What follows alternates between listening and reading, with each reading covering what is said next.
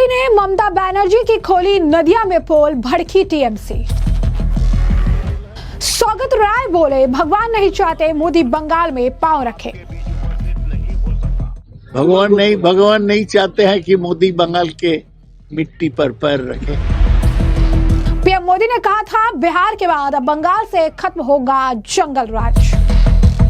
अब पश्चिम बंगाल में जो महाजंगल राज चल रहा है, उससे हमें मुक्ति पानी है। प्रधानमंत्री नरेंद्र मोदी ने पश्चिम बंगाल में टीएमसी पर जमकर निशाना साधा और राज्य की मौजूदा हालात को महाजंगल राज बता दिया। साथ ही उन्होंने आरोप लगाया कि राज्य के विकास में परिवारवाद, तुष्टीकरण और भ्रष्टाचार राज्य के विकास में बाधा बन चुकी है। पीएम मोदी ने कोलकाता से डिजिटल तरीके से नदिया जिले के ताहिरपुर में जनसभा को संबोधित किया। उन्होंने लोगों से इस दौरान अपील की कि आगामी विधानसभा चुनाव में भाजपा को एक मौका देकर डबल इंजन की सरकार बनाए। मोदी ने कहा कि वैली स्तर पर घने कोहरे की वजह से पीएम मोदी का हेलीकॉप्टर वहां बने अस्थायी हेलीपैड पर नहीं उतर सका, जिसके बाद उनको कोलकाता एयरपोर्ट वापस लौटना पड़ा।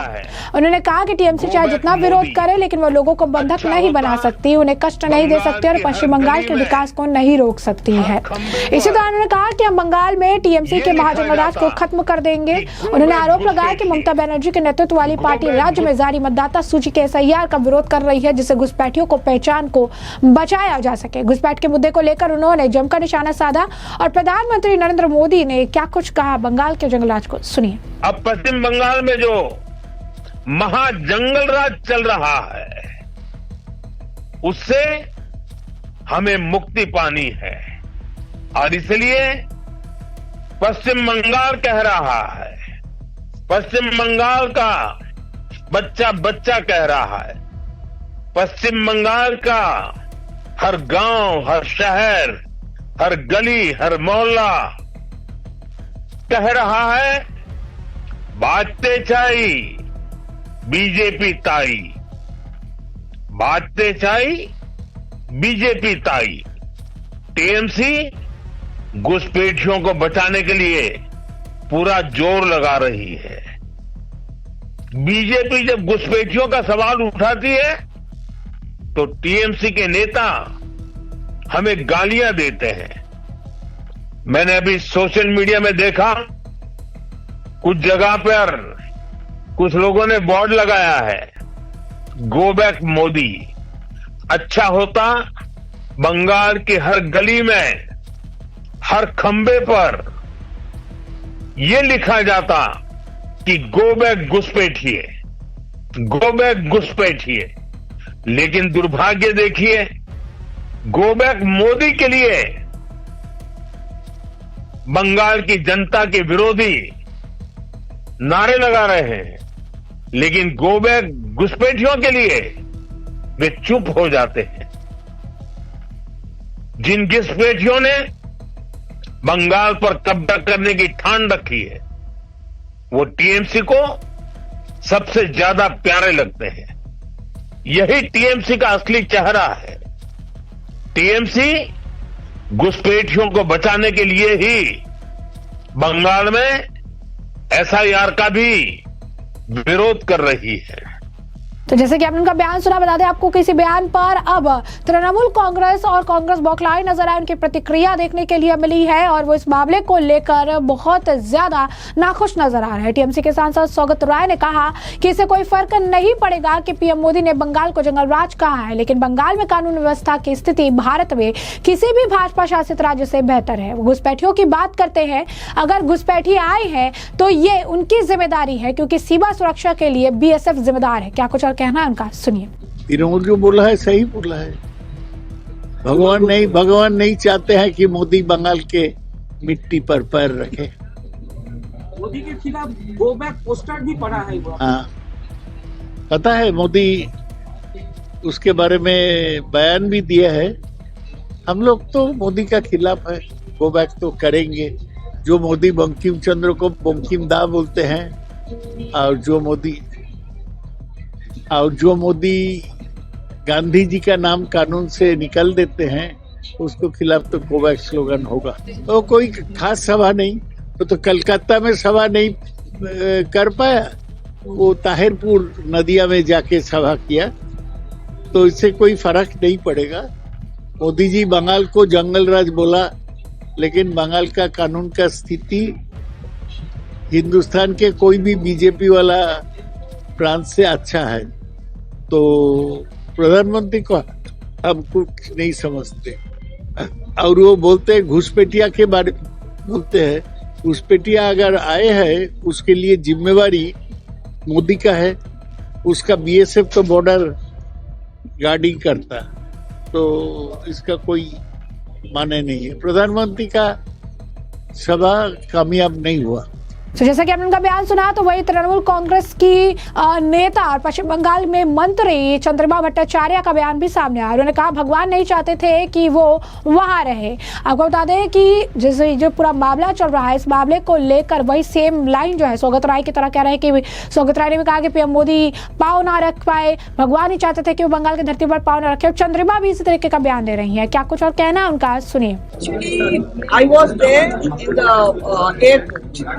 Now, because I was assigned the duty to be present there, the Honorable Prime Minister, he was the protocol, and therefore we were there. Now he had actually he went into the copper, it was a defense copper. I do not know why he could not get down there.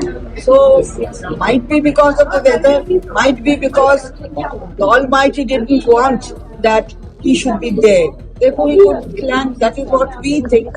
Because he landed here, why not there? And the visibility was actually increasing. In the morning, it was foggy. But as the time went on, we saw that the visibility was increasing and it was better. So I do not know what has happened. But this much I can say, that Almighty did not want that he touches the land of Chaitanya Mahaprabhu. PM Modi is saying that the development is stopping, and the development is not How happening. did he say so? He is actually misleading the entire nation, because this is the state where they owe 1,97,000 crore rupees to the people, and people are entitled to get that.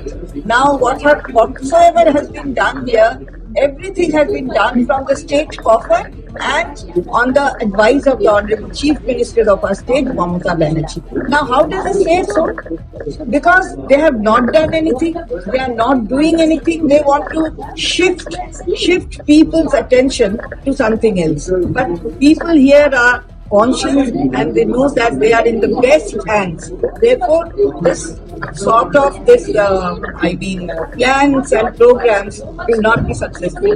तो जैसा कि आपने सुना, उन्होंने कहा कि उन पर लोगों का 1,97,000 करोड़ रुपए बकाया है और लोगों को मिलना चाहिए। अब यहाँ तो कुछ भी किया है वो राज्य के खजाने से और हमारी मुख्यमंत्री ममता बनर्जी के मार्गदर्शन से किया गया है। वे कुछ नहीं, यानी प्रधानमंत्री कुछ नहीं कर रहे हैं, वो लोगों का ध्यान भटकाना चाहते हैं। लेकिन यहाँ के लोग जागरूक हैं, वो जानते हैं कि सबसे अच्छे हाथों में है, इसीलिए ऐसी योजनाएं और कार्यक्रम सफल नहीं होंगे। वह इस मामले को लेकर अधीर रंजन चौधरी जो है बंगाल कांग्रेस के अध्यक्ष, क्या कुछ कह रहे हैं, सुनिए। चुनाव आने के पहले हर चुनावी साल में दीदी और मोदी दोनों के बीच एक खेला खेल जाते हैं। ये दोनों एक दूसरे के खिलाफ आम लोगों के सामने लोगों को गुमराह करने के लिए, लोगों को भड़काने के लिए दोनों ने, मोदी और दीदी आपस में एक खेल खेलते हैं। कभी एनआरसी को लेकर, कभी एसआर को लेकर, कभी आज की स्थिति को जिक्र करते हुए। तो इसके साथ बंगाल की जो हालत, बंगाल की जो स्थिति, इसका कोई संपर्क नहीं है।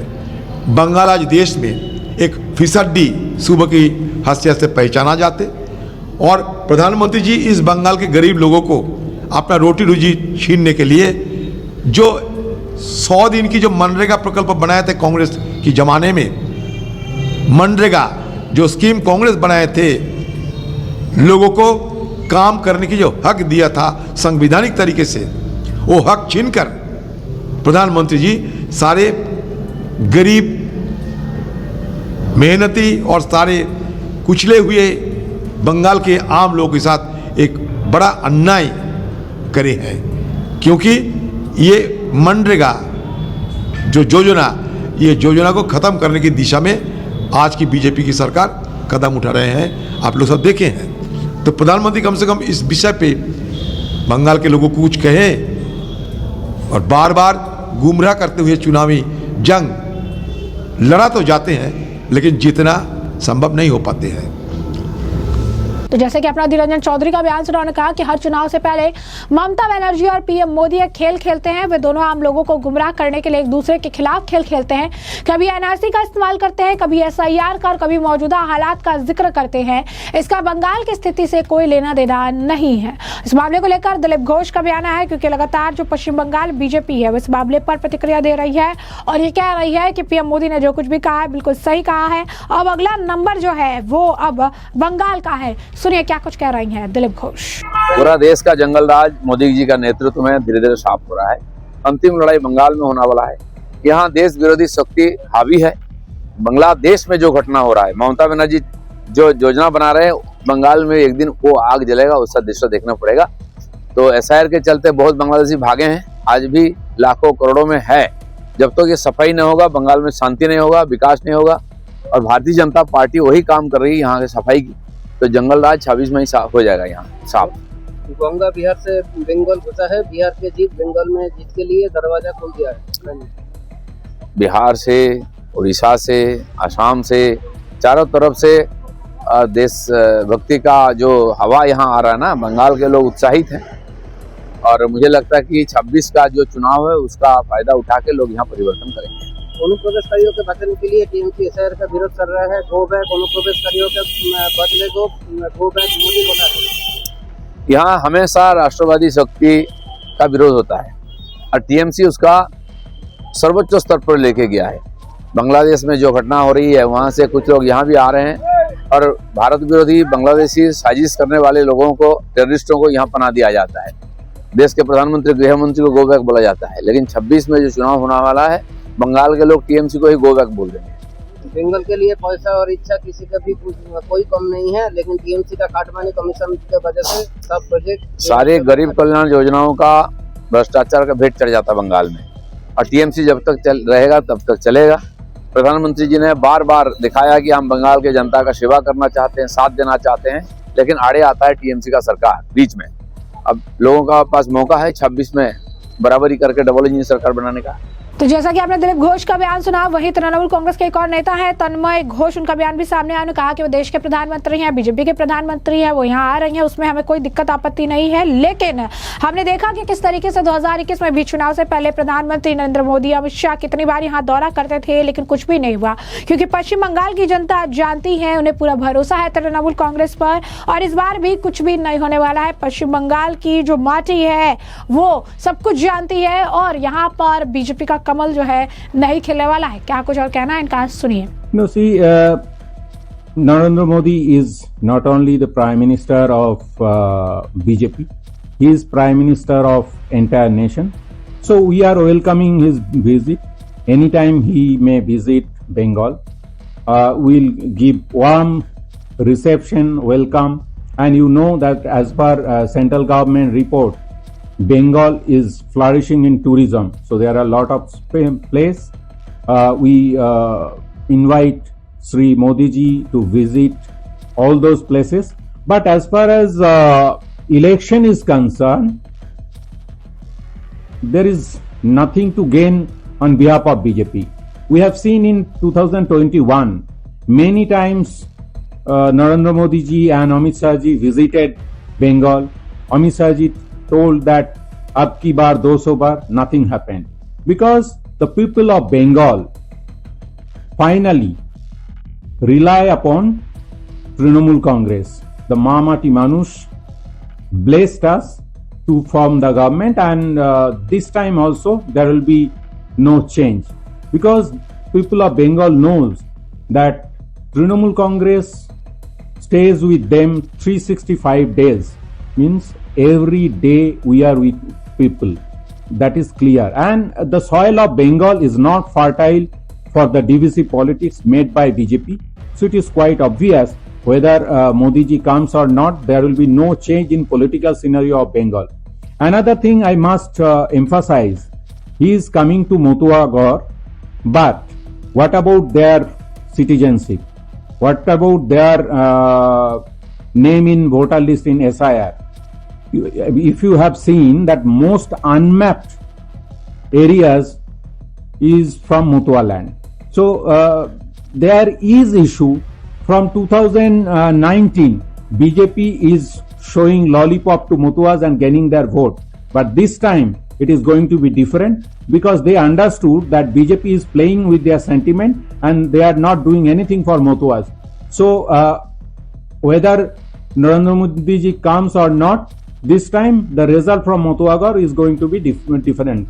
तो ऐसे में आपने तमाम बयान सुन लिए और हमने आपको जो पूरा मामला है विस्तार से बताया कि ये पूरा मामला क्या है और इस पूरे मामले पर आपकी भी जो राय हो हमें कमेंट सेक्शन में कमेंट करके जरूर से जरूर साझा करिएगा। धन्यवाद।